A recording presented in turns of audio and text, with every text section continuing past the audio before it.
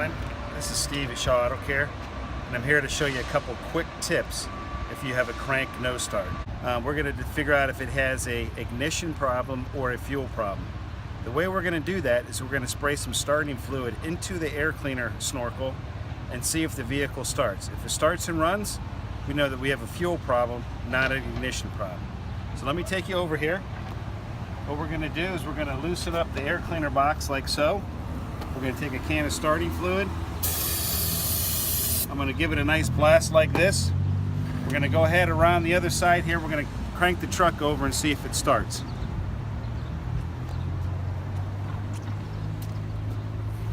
If it starts up, we know we have a fuel problem, not an ignition problem.